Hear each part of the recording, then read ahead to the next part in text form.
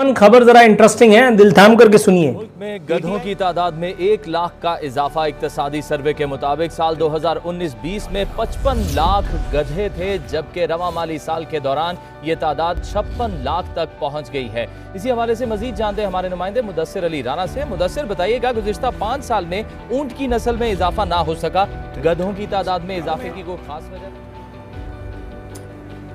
गधों की तादाद में इजाफा हो गया है। अच्छा है कि ये खबर कोई नहीं है, ये बहुत पुरानी इत्तला जो अब जाकर के कहीं पब्लिक की गई है। ये मेरे ख्याल है कौमी राज, आप इसे समझ लें, कौमी राज इसे समझना चाहिए। मतलब इतनी देर में ये खबर लीक हुई है, हालांकि यहाँ तो बड़ी बड़ी खबरें बड़ी जल्दी जल्दी लीक हो जाती हैं और फिर ऐसे वायरल होती हैं कि जिसकी इंतहा नहीं। पाकिस्तान में गधों की तादाद में जो इजाफा हुआ है उसको काउंट किया गया है बाकायदा एक इक्तसादी सर्वे रिपोर्ट में, और बताया गया है कि अब तादाद जो है वो बढ़ करके 2018-19 के मुकाबले में 56 लाख हो गई है। यानी पाकिस्तान में गधों की तादाद 56 लाख हो गई है। और एक बात और बता दूं, इसमें सियासी गधे शामिल नहीं है। वो जो जीतेगा भाई जीतेगा, आवेगा भाई आवेगा, और उसके बाद सुबह शाम जलील होते हैं, सुबह शाम जलील होते हैं, कभी नौकरी के लिए, कभी किसी लाइसेंस के लिए, कभी करवाने के लिए, कभी अपने मोहल्ले का गटर साफ करवाने के लिए, कभी किसी और काम के लिए, कभी पानी के लिए, कभी दवा के लिए, दारू के लिए नहीं कहूंगा, दारू के लिए यहां कौन ख्वार होता है, यहां पाक तो अफरात, अल्लाह माफ करे माजल्ला। एक और अहम तरीन बात, इसमें वो गधे भी शामिल नहीं है जो सोशल मीडिया उनकी अफजाइश तो किसी ना किसी तरह हो जाएगी, लेकिन हमें इन गधों के बारे में ज्यादा मुतफक्किर रहना चाहिए कि जिनकी तादाद आए दिन बढ़ती चली जा रही है, आए दिन बढ़ती चली जा रही है। खाने को रोटी नहीं है, खाने को रोटी नहीं है, लेकिन आएगा भाई आएगा, आएगा भाई आएगा। कुछ लोग अपनी दिल के छाले फोड़ते हैं मेरी वीडियोस के जब मैं अपलोड करता हूं तो इमरान खान जिंदाबाद। इसमें वो गधे भी शामिल नहीं है। रिपोर्ट में बताया गया है कि गाय की तादाद 37 लाख और भैंसों की तादाद में 24 लाख का इजाफा हुआ है। चलो ये तो खैर से शुक्र की बात है, खैर की बात है। अलबत्ता अब जो हमें फिक्र करनी है वो ये कि किसी तरह से इन गाय और भैंसों को जाएं। खान साहब को ये समझाएं कि उन्हें इंसानों की तरह, इंसानों के पाले जाने वाले जानवरों से भी शिकवा है। मौसूफ एक दिन किसी मंच पे चढ़े, किसी पेडिस्टल पे खड़े होकर के किसी प्लेटफॉर्म पे गाय और भैंसों से भी शिकवा कर रहे थे कि हमारी गाय और भैंसें भी जो है वो सही दूध नहीं देती। चाइना की भैंसों को देखो, चाइना की भैंसें कितनी खुशनसीब हैं, चाइना की गाय कितनी खुशनसीब है कि वहां आप जैसा विजनरी, सो कॉल्ड इंटेलेक्चुअल, महान ऑक्सफोर्ड पलट वजीर आजम नहीं बैठा हुआ। सोचें सोचें। अच्छा, जारी रिपोर्ट में भेड़, बकरियां और ऊंटों की तादाद में भी खातिर खा इजाफा बताया गया है। चलो ये भी सही है, लेकिन घोड़ों और खच्चरों की तादाद में कोई इजाफा ना हो सका। यार घोड़े भी कम ही मिलेंगे, खच्चर तो हो, खच्चरों की भी है तादाद, खच्चरों की तादाद भी है, खच्चरों की तादाद भी है। अभी एक खच्चर जो है वो उसका मुझे मैसेज आया,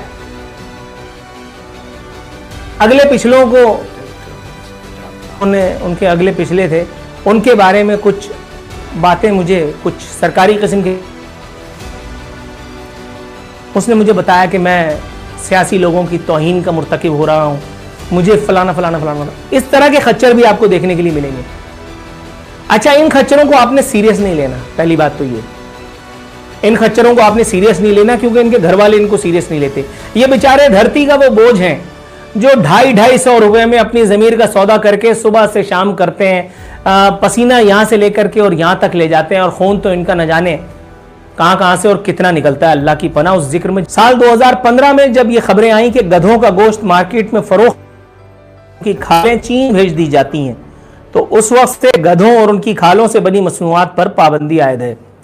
चूंकि उस वक्त से इन चीजों पर पाबंदी आयद है, इसलिए ये गधे जा बजा कभी आपको सड़क क्रॉस करते दिखाई देते हैं, कभी सोशल मीडिया पे किसी साइट पे बैठ करके मुख्तलिफ सियासी जमातों की दलाली करते नजर आते हैं, कभी ये इमरान खान की खुशामद करते हैं, कभी आसिफ जरदारी की मिन्नते तरले करते हैं, कभी ये नवाज शरीफ के जूतों की मट्टी को अपने सर पर उठा करके रख करके और अपनी हुब का इजहार करते दिखाई देते हैं। इन्हें इससे गर्ज नहीं कि इनकी अगली नस्ल क्या पैदा होगी, कितनी लूली लंगड़ी पैदा होगी। इनको इस बात से भी कोई गर्ज नहीं कि इमरान खान, आसिफ जरदारी और पता नहीं कितने MQM और फलाने ढिमकाने JUI वालों के चांदमारी के बाद सियासी तौर पर मुल्क की एक्सप्लॉइट इन्हें मिलनी चाहिए, इनकी उजरत, इनके जमीर की कीमत।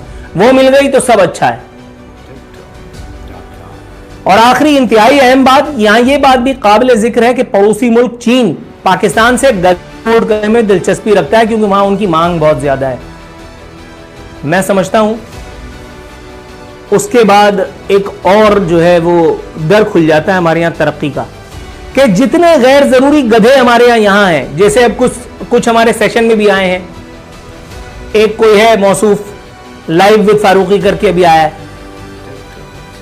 उसके बाद हमारे इस सेशन में जो है वो कमेंट पास करके अपने गधे होने का सबूत देंगे, कुछ उन चीजों को लेकर के उनको बढ़ावा देकर के अपनी रोजी हलाल करेंगे। मैं समझता हूं इन गधों को इज्तिमाई तौर पे, वो सोशल मीडिया ब्रेड वाले गधों को, उन खच्चरों को जिनको घरों में कोई नहीं पूछ रहा, उन सियासी गधों को जिनको पाकिस्तान में बेरोजगारी नजर नहीं आती, जिनको पाकिस्तान में सब अच्छा नजर थी, और अब इमरान खान के दौर में उनकी जो है कहते हैं बसारत बसर की कुव्वत अल्लाह ने ऐसी बढ़ा दी है जिसकी इंतहा नहीं, उन तमाम को भी अगर हम एक्सपोर्ट कर दें चाइना में या किसी भी जगह, खड्डे में डाल दो, मैं तो कहता हूं यार, तो हमारी जान तो जाएगी छूट भैया, हमारी जान तो जाएगी छूट।